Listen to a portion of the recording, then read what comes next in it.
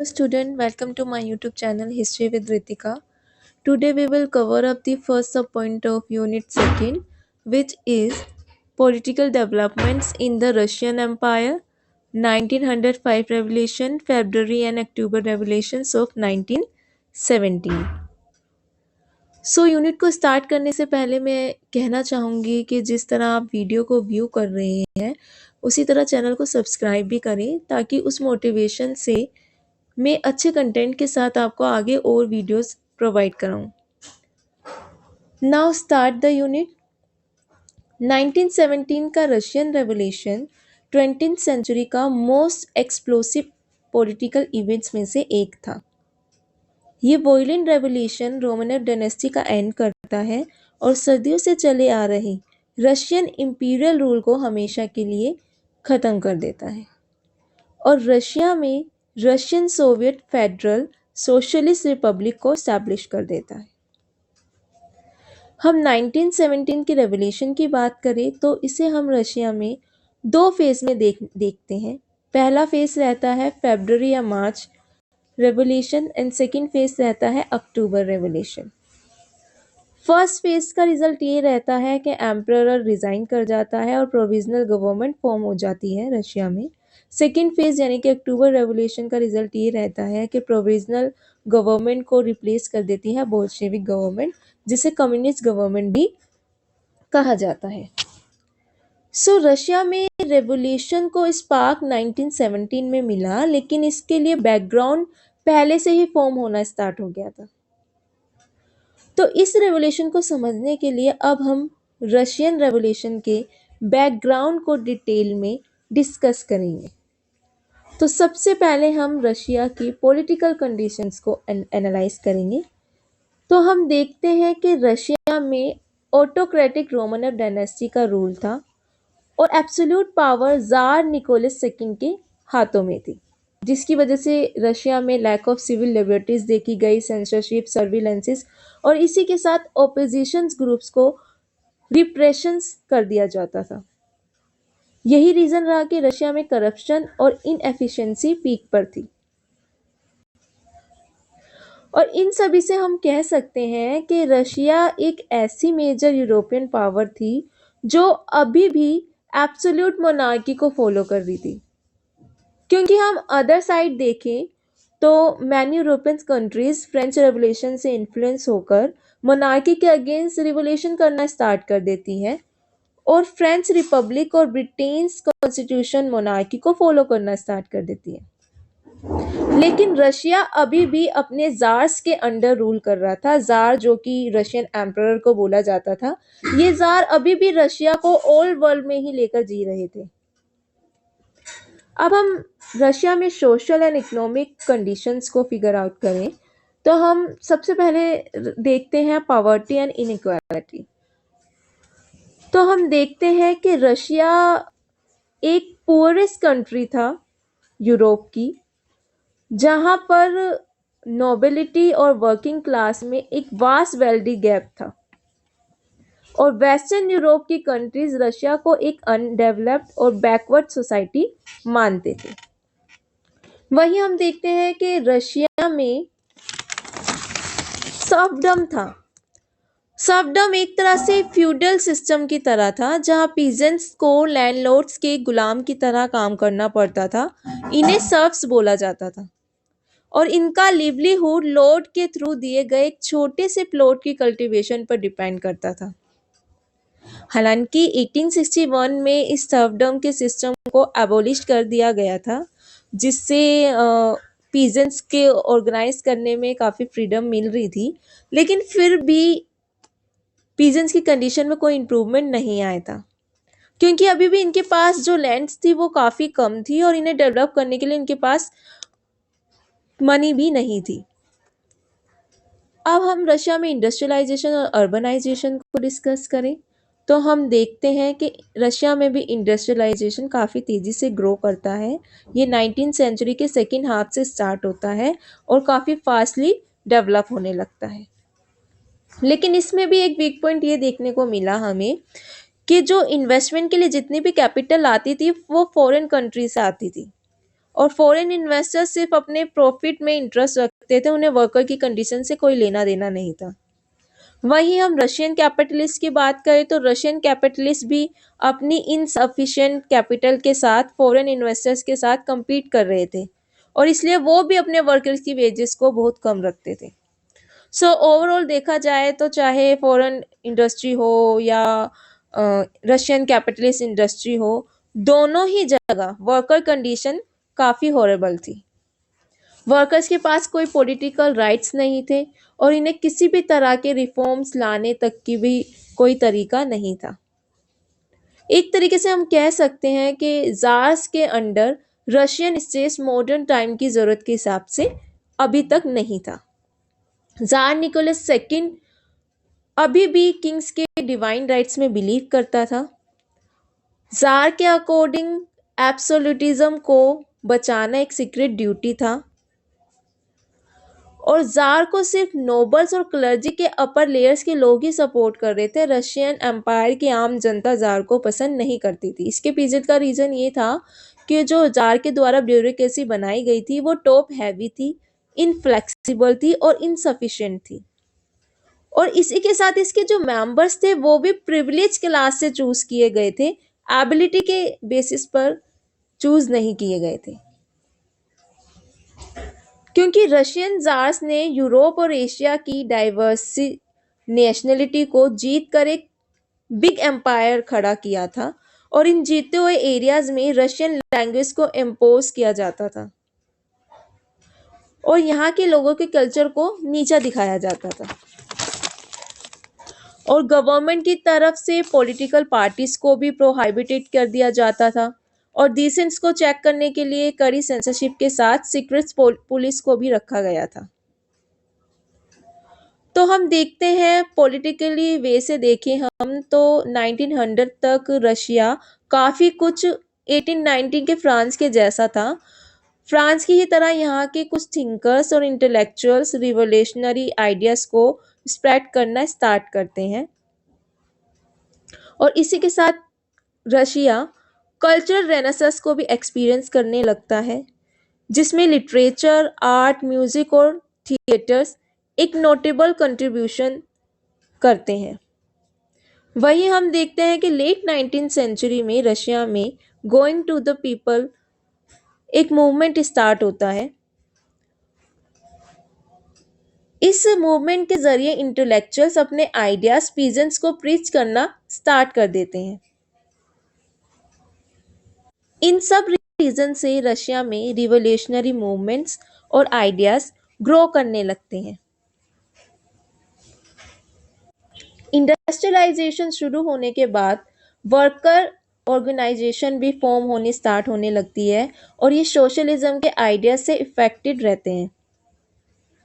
1883 में जॉर्ज प्लेखनोव के नेतृत्व में रशियन सोशल डेमोक्रेटिक पार्टी का फॉर्मेशन होता है और आगे जाके 1898 में ये पार्टी बाकी सोशलिस्ट ग्रुप के साथ मिलकर Russian social democratic labour party बन जाती है। लेकिन जल्द ही ऑर्गेनाइजेशन और पॉलिसी के सवाल पर यह पार्टी स्प्लिट कर जाती है और अब हमें रशिया में रेवोल्यूशनरी ग्रुप्स देखने को मिलते हैं। सबसे पहले हम बोल्शेविक की बात करें तो एक मेजॉरिटी ग्रुप था जिन्हें बोल्शेविक के नाम से जाना जाता था। इनके अकॉर्डिंग ऐसे देश में जहां कोई डेमोक्रेटिक राइट्स नहीं है और कोई पार्लियामेंट भी एग्जिस्ट नहीं करती है, वहां पार्लियामेंट्री लाइंस पर पार्टी को ऑर्गेनाइज करना इफेक्टिव नहीं होगा। वहीं दूसरी तरफ हम मेंशेविक्स की बात करें तो ये एक माइनॉरिटी ग्रुप था जो फ्रांस और जर्मनी जैसे पार्लियामेंट्री इलेक्टिव्स में पार्टिसिपेट करने वाली पार्टी को सपोर्ट करता है। बोल्शेविक के लीडर व्लादिमीर लेनिन थे। ये बोल्शेविक पार्टी को रिवॉल्यूशन लाने के रिवॉल्यूशनल इंस्ट्रूमेंट की तरह तैयार कर रहे थे। 1917 के रशियन रेवोल्यूशन और लेनिन का नाम इनसेपरेबल है। इसी के साथ हम देखते हैं कि मेंशेविक और बोल्शेविक पार्टी के अलावा सोशलिस्ट रिवोल्यूशनरी पार्टी भी थी जो कि पीजेंट्स की डिमांड्स को रेज करती थी। रशिया में सोशलिस्ट लाइन पर रेवोल्यूशनरी मूवमेंट ग्रो ही कर रहा था कि 1905 का रिवोल्यूशन शुरू हो जाता है। अब हम कुछ ऐसे की इवेंट्स को डिस्कस करते हैं जो कि रशिया को रेवोल्यूशन की तरफ ले जाते हैं। तो सबसे पहले हम डिस्कस करेंगे रूसो जापानीज वॉर जो कि 1904 और 1905 के बीच में देखी गई। इस वॉर में रशिया जापान से हार जाती है और ये इंसिडेंट मॉडर्न हिस्ट्री में पहली बार कोई यूरोपियन पावर एशियन पावर से हारती है। इसी वॉर के बीच रशिया में ऑटोक्रेसी के अगेंस्ट एक रिवोल्यूशन एमर्ज होता है और इसकी स्टार्टिंग 19 जनवरी 1905 में एक बड़े लेकिन शांतिपूर्ण प्रदर्शन के साथ होती है जिसे फादर गैपोन नाम के ऑर्थोडॉक्स प्रीस्ट लीड कर रहे थे। इसमें वर्कर्स की वाइफ्स और बच्चे भी इन्वॉल्व थे। ये लोग जार को पिटीशन देने के लिए सेंट पीटरबर्ग में लोकेटेड विंटर पैलेस की तरफ जा रहे थे, लेकिन इन रिवॉल्यूशनरीज पर गार्ड्स फायर कर देते हैं जिसमें हजारों लोग मारे जाते हैं और हजारों लोग घायल हो जाते हैं। इसी रीजन से इस इंसिडेंट को ब्लडी संडे या खूनी रविवार के नाम से जाना जाता है। इस मैसेकेयर की खबर के बाद पूरे रशिया में स्ट्राइक्स या प्रदर्शन स्टार्ट हो जाते हैं और ये सभी रशिया को पैरालाइज कर देते हैं। यहाँ तक कि आर्मी और नेवी के भी कुछ सेक्शन विद्रोह करने लगते हैं। हम देखते हैं कि इन रेवोल्यूशन के दौरान एक नई तरह की ऑर्गेनाइजेशन डेवलप होती है जो सोवियत नाम से जानी जाती है। ये वर्कर्स के रिप्रेजेंटेटिव की काउंसिल थी। इनकी स्टार्टिंग स्ट्राइक्स कंडक्ट करने के लिए कमिटीज के जैसी थी, लेकिन आगे जाके जल्द ही ये एक पॉलिटिकल पावर का इंस्ट्रूमेंट बन जाती है। इसी तरह पीजेंट्स की भी एक सोवियत फॉर्म होती है। यही सोवियत आगे चलकर 1917 में रेवोल्यूशन में इंपॉर्टेंट रोल प्ले करेगी। रेवोल्यूशन के चलते जार निकोलस सेकंड विद्रोह को शांत करने के लिए एक मैनिफेस्टो इशू करते हैं जो कि अक्टूबर मैनिफेस्टो के नाम से जाना जाता है, जो स्पीच प्रेस एसोसिएशन की फ्रीडम देता है। लॉ बनाने के लिए एक इलेक्ट्रिक लेजिस्लेचर जो कि ड्यूमा के नाम से जाना जाता है को फॉर्म की जाने की बात कही जाती है। जार्स के मैनिफेस्टो में जो प्रिंसिपल्स थे उनके अकॉर्डिंग रशिया इंग्लैंड की तरह एक कॉन्स्टिट्यूशनल मोनार्की बन जाता है। लेकिन हम देखते हैं कि ये मैनिफेस्टो कुछ टाइम तक ही इफेक्टिव रहा और जार जल्द ही अपने पुराने तरीकों पर वापस लौट जाता है। अब रशिया में कोई भी ग्रेजुअल रिफॉर्म की आशा नहीं कर सकता था। यहाँ हम थोड़ा सा ड्यूमा को समझने की कोशिश करें तो रशिया की हिस्ट्री में फर्स्ट नेशनल रिप्रेजेंटेटिव इंस्टीट्यूशन थी ड्यूमा। इसके पास बहुत ज़्यादा पावर तो नहीं थी, लेकिन इसकी वजह से रशिया में लीगल पॉलिटिकल रूल्स और पार्टीज का एमर्जेंस तो ज़रूर होता है जिसमें लिबरल्स और सोशलिस्ट दोनों ही शामिल थे। तो अब हम कह सकते हैं कि 1905 का ये रिवोल्यूशन 1917 के रिवोल्यूशन के लिए एक ड्रेस रिहर्सल प्रूफ होता है, क्योंकि इससे पीपल्स को एरोस करता है और उन्हें रिवोल्यूशन के लिए प्रिपेयर करता है। 1917 के रिवोल्यूशन के लिए लास्ट स्पार्क जो साबित हुआ वो रहा फर्स्ट वर्ल्ड वॉर। अगस्त 1914 में सर्ब्स और फ्रेंच और ब्रिटिश अलायंस के सपोर्ट में रशिया वर्ल्ड वॉर 1 में एंटर करता है। जार इस वॉर के थ्रू अपने इंपीरियलिस्ट एम्बिशंस को पूरा करना चाहता था। वो कॉन्स्टेंटिनोपल और स्टेट्स ऑफ डार्डोनेल्स को एनेक्स करने का सपना देख रहा था, लेकिन वॉर में उनका ये इन्वॉल्वमेंट जल्द ही रशियन एम्पायर के लिए डिजास्टर प्रूफ होने वाला था। ज़ारिस स्टेट्स मॉडर्न फाइट करने में इनकैपेबल थी। और सैन्य दृष्टि से देखा जाए तो सैन्य दृष्टि इंपीरियल रशियन इंडस्ट्रियलाइज्ड जर्मनी के मुकाबले कुछ भी नहीं थी। इससे पहले किसी भी वॉर में किसी भी देश को इतनी कैजुअलिटी फेस नहीं करनी पड़ी जितनी रशियन एम्पायर को वर्ल्ड वॉर वन के समय देखने को मिली। फरवरी 1917 तक 6 लाख रशियन सोल्जर्स वॉर में शहीद हो चुके होते हैं और इसी के साथ रॉयल फैमिलीज के गिरते हुए स्तर ने मैटर को और खराब करना स्टार्ट कर दिया। वहीं हम थोड़ा सा निकोलस सेकंड की लाइफ की बात करें तो निकोलस सेकंड पूरी तरीके से अपने वाइफ के डोमिनेंस में था और उनकी वाइफ अलेक्जेंड्रा रैसपुटिन के वश में थी। एक तरह से रैसपुटिन ही गवर्नमेंट को चला रहे थे और 1915 में ज़ार निकोलस सेकंड अपने पैलेस से बाहर निकलकर वेस्ट फ्रंट पर पहुंच जाते हैं और रशियन आर्मी को खुद कमांड करने लगते हैं वॉर में।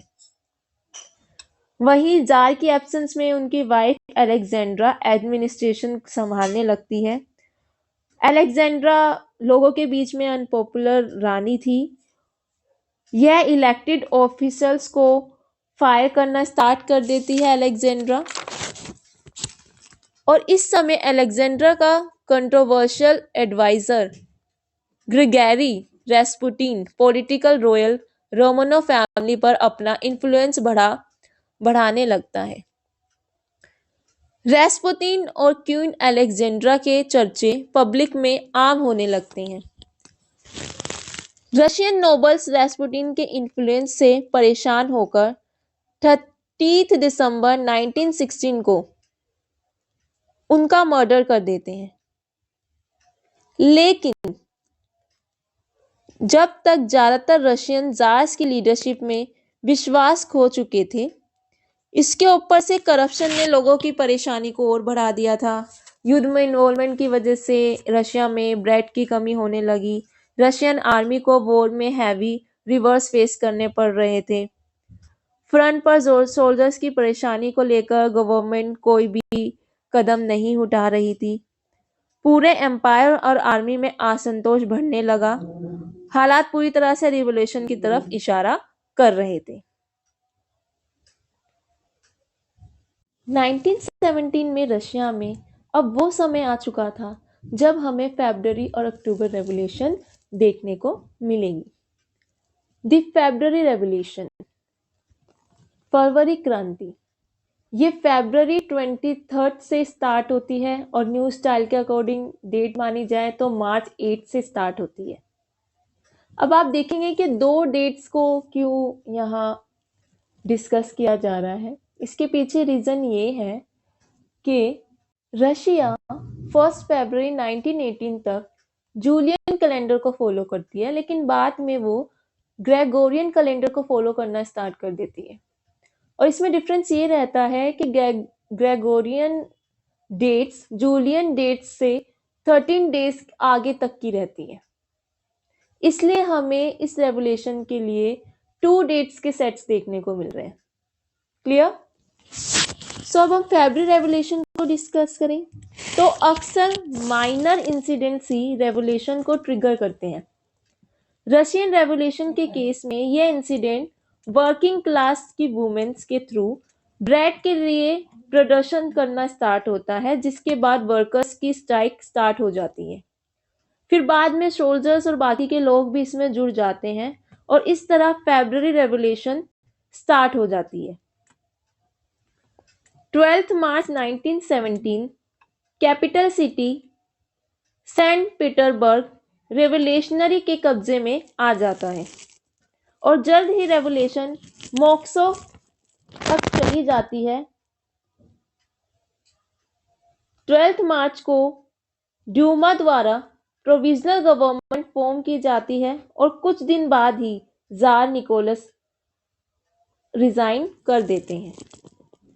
इस तरह रशिया में लॉन्ग टर्म से चले आ रहे रोमनव डायनेस्टिक रूल का एंड होता है और प्रोविजनल गवर्नमेंट को एस्टैब्लिश किया जाता है। और प्रोविजनल गवर्नमेंट जिसे अलेक्जेंडर केरेंस्की लीड कर रहे थे, लिबरल प्रोग्राम और राइट्स को एस्टैब्लिश करते हैं, like freedom of speech, equality before the law, rights of union to organise and strike. ये वॉयलेंट रेवोल्यूशन का विद्रोह करते हैं केरेंस्की। इसके साथ ही केरेंस्की मिनिस्टर ऑफ वॉर बनकर रशिया के वॉर एफर्ट्स को कंटिन्यू रखते थे, जबकि वॉर में रशिया की इन्वॉल्वमेंट लोगों के बीच काफी अनपॉपुलर थी। इसने रशिया की फूड सप्लाई की प्रॉब्लम और खराब होने लगती है और अनरेस्ट बढ़ता जाता है। पीजेंट्स फार्म्स को लूटना स्टार्ट कर देते हैं और सिटीज में फूड राइट शुरू हो जाता है। प्रोविजनल गवर्नमेंट की अनपॉपुलैरिटी के रीजन से रशिया में जल्द ही एक और रेवोल्यूशन देखने को मिलता है जो कि कहलाता है अक्टूबर या बोल्शेविक रेवोल्यूशन।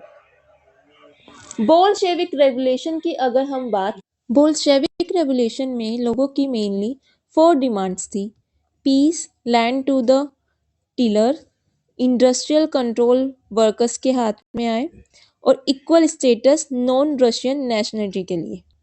लेकिन अलेक्जेंडर केरेंस्की की लीडरशिप वाली प्रोविजनल गवर्नमेंट इनमें से कोई भी डिमांड एक्सेप्ट नहीं करती और लोगों का सपोर्ट खो देती है। वहीं लेनिन, जो फरवरी रेवोल्यूशन के समय एग्जाइल में थे, अप्रैल में रशिया वापस आ जाते हैं। उनकी लीडरशिप में बोल्शेविक पार्टी वॉर खत्म करने और लैंड को पीजेंट्स को ट्रांसफर करने की क्लियर पॉलिसी सामने रखती है और ये स्लोगन देती है, all power to the soviets. Non Russian nationality के सवाल पर उस टाइम पे सिर्फ बोल्शेविक के पास ही क्लियर पॉलिसी थी। लेनिन रशियन एम्पायर को प्रिजन ऑफ नेशन कहकर डिस्ट्रॉय करते हैं और डिक्लेयर करते हैं कि यहाँ कोई भी जेन्युइन डेमोक्रेसी इस्टेब्लिश नहीं हो सकती जब तक सभी नॉन रशियन पीपल को बराबर के राइट्स नहीं मिल जाते। वो सभी के लिए सेल्फ डिटर्मिनेशन के राइट्स की बात करते हैं, क्योंकि जो कैपिटलिस्ट प्रोविजनल गवर्नमेंट है वो बुर्जुआ कैपिटलिस्ट क्लास की ग्रुप ऑफ लीडर्स ने असेंबल की थी। लेनिन सोवियत गवर्नमेंट फॉर्म करना चाहते थे जो कि सोल्जर्स, पीजेंट्स, वर्कर्स की काउंसिल के थ्रू रूल की जाएगी। यही रीजन रहा कि केरेंसी की गवर्नमेंट की अनपॉपुलैरिटी के कारण 17 नवंबर 1917 को उसका कोलैप्स हो जाता है। बोल्शेविक्स गवर्नमेंट बिल्डिंग्स पर कब्जा कर लेते हैं और उसी दिन सोवियत की ऑल रशियन कांग्रेस की मीटिंग होती है और ये फुल पॉलिटिकल पावर एज्यूम कर लेते हैं और एक नई गवर्नमेंट का फॉर्मेशन करते हैं जिसके हेड लेनिन बनते हैं। कहा जाता है कि अक्टूबर रेवोल्यूशन पूरी तरह से पीसफुल रहा और रिपोर्ट्स के अकॉर्डिंग सिर्फ 2 लोग मारे गए। हालांकि इसमें रशियन सिविल वॉर की बात करें तो कहा जाता है वॉर के तुरंत बाद ही रशिया में सिविल वॉर स्टार्ट हो जाती है, जिसमें जार्स के आर्मी के ऑफिसर सोवियत स्टेट के अगेंस्ट आर्म्ड रेबेलियन ऑर्गेनाइज करते हैं। फॉरेन पावर जैसे कि इंग्लैंड, फ्रांस, जापान और यूनाइटेड स्टेट्स के ट्रूप भी इनका साथ देते हैं।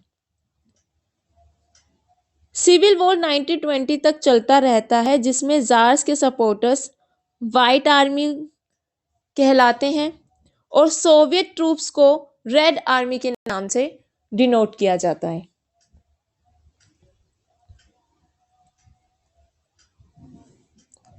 फाइनली सोवियत स्टेट की रेड आर्मी इसमें जीत जाती है। Now we discuss the consequences of the Russian Revolution. Political consequences. तो हम देखते हैं कि ऑटोक्रेटिक ज़ारिज्म का एंड होता है लेनिन की लीडरशिप के अंडर में socialist and classless states form होनी स्टार्ट हो जाती है। रशिया वर्ल्ड वॉर 1 से विड्रॉ कर जाता है। कैपिटलिस्ट के कंसेप्ट्स एंड कॉलोनियलिज्म के अगेंस्ट में सोशलिज्म स्टार्ट होने लगता है। फाइनेंशियल रिजल्ट देखें तो हम देखते हैं कि सोशलिस्ट इकोनॉमी देखी जाती है जहां मीन्स ऑफ प्रोडक्शन और डिस्ट्रीब्यूशन पे स्टेट का कंट्रोल आ जाता है। प्राइवेट प्रॉपर्टी जैसे कंसेप्ट्स का एंड हो जाता है और इसी के साथ साइंटिफिक एनर्जी डेवलपमेंट होने लगते हैं और प्लांट इकोनॉमी भी स्टार्ट होने लगती है। अब रशिया कंप्लीटली सेल्फ सफिशिएंट हो जाता है, अदर कंट्रीज पर डिपेंड नहीं रहता और ग्लोबल इकोनॉमिक डिप्रेशन जो कि 1921 में हुआ था उससे भी खुद को बचा पाने में कैपेबल होता है। और इसी के साथ होल वर्ल्ड की अटेंशन को सोशलिस्ट सिस्टम की तरफ ले आता है। वहीं हम सोशल कॉन्सिक्वेंसेस की बात करें तो हम देखते हैं कि feudal, aristocratic class and church privileges को एबॉलिश कर दिया जाता है और क्लासलेस सोसाइटीज को स्टैब्लिश किया जाता है। इसी के साथ एजुकेशन को स्प्रेड किया जाता है।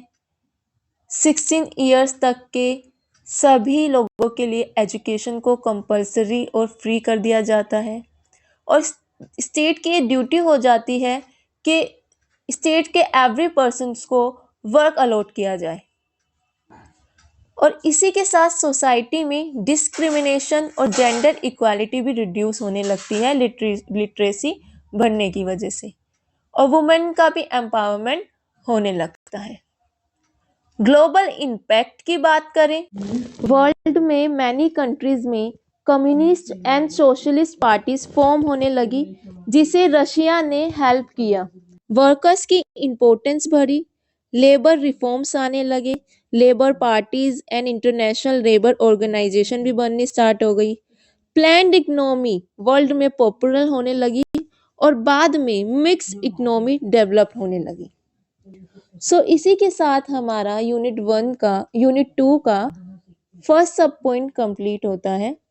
नेक्स्ट वीडियो में हम यूनिट 2 के सेकंड सब पॉइंट को डिस्कस करेंगे। जब तक के लिए आप चैनल को सब्सक्राइब करें, वीडियो को लाइक करें और कमेंट्स के थ्रू अपने पॉइंट्स आप रख सकते हैं। Thank you.